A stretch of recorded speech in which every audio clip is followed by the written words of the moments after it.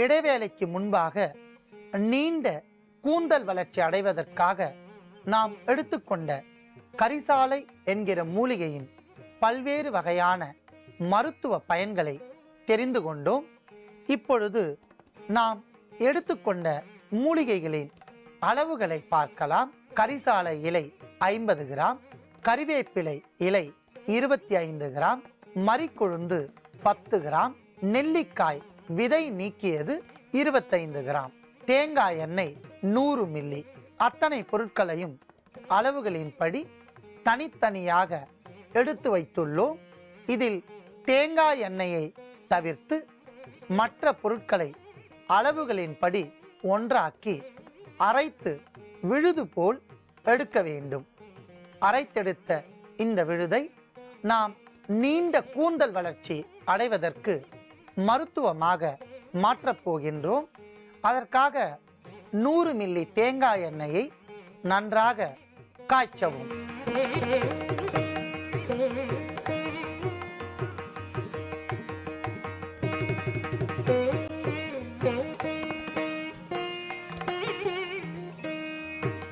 மிதமான சூட்டில் நன்றாக காய்ந்து கொண்டிருக்கின்ற தேங்காய் எண்ணெயில் நாம் அரைத்தெடுத்த விழுதை சேர்த்து காய்ச்சவும்.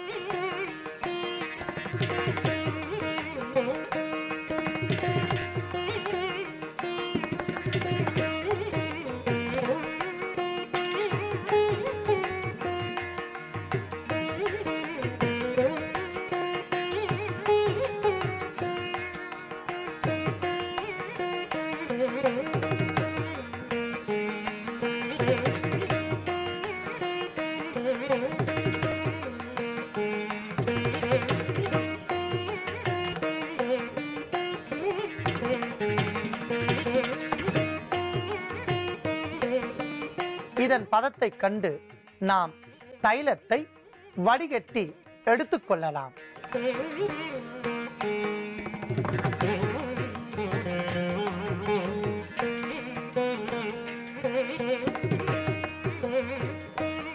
அதி அற்புதமான மருத்துவ குணம், அடர்ந்த பச்சை வண்ணத்தில் நறுமணத்துடன் இருக்கக்கூடிய இந்த தைலத்தை நன்றாக குளிர ஆற வைத்து எடுத்துக்கொள்ளவும்.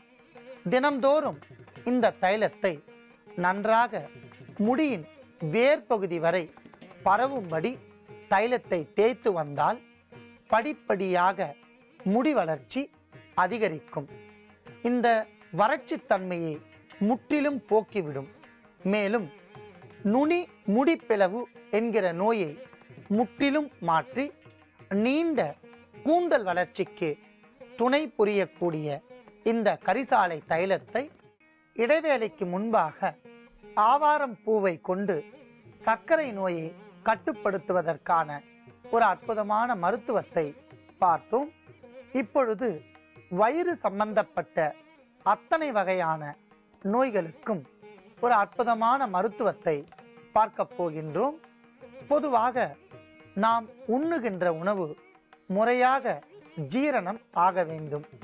அவ்வாறு இல்லை என்றால் அஜீரணத்தன்மை அதிகரித்து ஜீரணத்தன்மை குறைவாக காணப்படும்.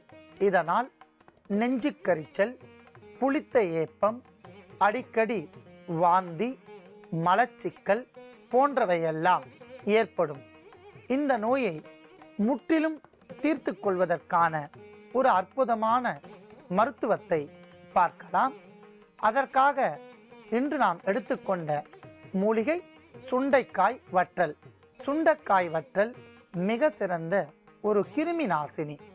வயிற்று பகுதியில் தோன்றக்கூடிய மலப்புழுக்கள், கீரிப்பூச்சிகள் மற்றும் வயிற்று கிருமிகள் இவற்றை எளிமையான முறையில் நீக்க உதவும். வயிறு சம்பந்தப்பட்ட நோய்களுக்கு சுண்டைக்காய் ஒரு அற்புதமான மருந்து. காய வைத்த சுண்ட வற்றலை எண்ணெய் விடாமல் வறுத்து நாட்டு பசுமோரில் சேர்த்து சாப்பிட்டால் உடல் குளிர்ச்சி அடையும். பெண்களுக்கு மாதவிடாய் பிரச்சனை சரி செய்யப்படும். அஜீரண கோளாறு முற்றிலும் நீங்கி வயிற்றுப்பகுதியை பாதுகாக்கும் என்பதால் நாம் சுண்டைக்காய் வற்றலையும் எடுத்து வைத்துள்ளோம். அடுத்ததாக நாம் எடுத்துக்கொண்ட வற்றல் மணத்தக்காளி வற்றல். மணத்தக்காளி புண் போக்கி என்று பெயர். வயிற்று புண்கள், வயிற்று பகுதியில் தோன்றக்கூடிய கடுமையான வலி, அல்சர் போன்ற நோய்கள் எல்லாம் மணத்தக்காளி கீரை எளிமையாக போக்கிவிடும். மணத்தக்காளி காய், பழம், வற்றல் இவை அனைத்துமே மிக சிறந்த கிருமி நாசினி. ஆகையால் மணத்தக்காளி வற்றலையும் எடுத்து வைத்துள்ளோம். அடுத்ததாக நாம் எடுத்துக்கொண்ட பொருள் வேப்பம்பூ. அதீத கசப்பு சுவையுடைய வேப்பம்பூ பல்வேறு வகையான நோய்களுக்கு அருமருந்து. நாவின் சுவை அரும்புகள் 7 டேஸ்ட் பட்ஸ் என்று சொல்லக்கூடிய 7 சுவை அரும்புகளையும் அற்புதமான முறையில் பாதுகாக்கும். நோய்வாய்ப்பட்ட காலத்தில் வாய்க்கசப்பு ஏற்பட்டால் அவற்றை நீக்கும். வயிற்று உபாதைகளை நீக்கும் என்பதால் வேப்பம் பூவையும் எடுத்து வைத்துள்ளோம். அடுத்ததாக நாம் எடுத்துக்கொண்ட பொருள் துவரம்பருப்பு. துவரம்பருப்பு புரதச்சத்து அதிகம் கொண்ட ஒரு பொருள். குடல் பகுதியை பாதுகாக்கும் என்பதால் துவரம் பருப்பையும் எடுத்து வைத்துள்ளோம். அடுத்ததாக நாம் எடுத்துக்கொண்ட பொருள் திப்பிலி. திப்பிலி மிளகை போலவே அதீதமான காரத்தன்மை உடைய ஒரு பொருள்.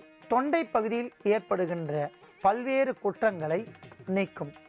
வயிற்று பகுதியில் மலக்குடலில் உள்ள கிருமிகளை நீக்கும் என்பதால் நாம் திப்பிலியும் எடுத்து வைத்துள்ளோம். அடுத்ததாக நாம் எடுத்துக்கொண்ட பொருள் மிளகு. மிளகு ஒரு இரத்த சுத்தி, பிளட் பியூரிஃபையர் என்று பெயர். ஒவ்வாமையால் ஏற்படுகின்ற கிருமிகள் மற்றும் ஒவ்வாமை தொற்று நோய், வயிற்று பகுதியில் ஏற்படுகின்ற உணவு நஞ்சு, ஃபுட் பாய்சன் இவையெல்லாம் தீர்க்கும் என்பதால் நாம் மிளகையும் எடுத்து வைத்துள்ளோம். அடுத்ததாக நாம் எடுத்துக்கொண்ட பொருள் ஜீரகம். உள் உறுப்புகளை பாதுகாக்கக்கூடிய அற்புதமான ஒரு பொருள். எளிமையான முறையில் ஜீரண சக்தியை மேம்படுத்தும். ஜீரணாபி என்று பெயர். அதிகப்படியான நச்சுத்தன்மையை நீக்கி பித்தத்தை குறைக்க உதவும் என்பதால் நாம் ஜீரகத்தையும் எடுத்து வைத்துள்ளோம். அடுத்ததாக நாம் எடுத்துக்கொண்ட பொருள் பெருங்காயப்பொடி. பெருங்காயப்பொடி அஜீரணத்தை நீக்கும். வயிற்று உப்பசம் ஏற்படாமல் தடுக்கும் என்பதால் நாம் பெருங்காயப்பொடியும் எடுத்து வைத்துள்ளோம். அடுத்ததாக நாம் எடுத்துக்கொண்ட பொருள் காய்ந்த மிளகாய் வற்றல். காய்ந்த மிளகாய் வற்றல் அளவோடு பயன்படுத்தினால் மிக சிறந்த நன்மை. சுவைக்காக நாம் மிளகாய் வற்றலையும் எடுத்து வைத்துள்ளோம். அடுத்ததாக நாம் எடுத்துக்கொண்ட பொருள் உப்பு. சுவை அறிவதற்கும் நீர்ச்சத்து குறையாமல் பாதுகாப்பதற்கும் உப்பு பயன்படும் என்பதால் உப்பையும் எடுத்து வைத்துள்ளோம். அடுத்ததாக நாம் எடுத்துக்கொண்ட பொருள் தனியா. தனியா அகட்டுவாய் அகற்றி ஜீரணம் எளிமையாக நடைபெற உதவக்கூடிய அற்புதமான ஒரு பொருள். இரத்தத்தை சுத்தமடைய செய்யும் என்பதால் நாம் தனியாவையும் எடுத்து வைத்துள்ளோம். எடுத்துக்கொண்ட பொருட்களின் அளவுகளை பார்க்கலாம். சுண்டைக்காய் வற்றல் 10 கிராம், மணத்தக்காளி வற்றல் 10 கிராம், வேப்பம்பூ 10 கிராம், துவரம் பருப்பு 15 கிராம், தனியா 10 கிராம், திப்பிலி 5 கிராம், மிளகு 3 கிராம், சீரகம் 3 கிராம், காய்ந்த மிளகாய் வற்றல் எண்ணிக்கையில் 4, பெருங்காயத்தூள் தேவையான அளவிற்கு, உப்பு தேவையான அளவிற்கு.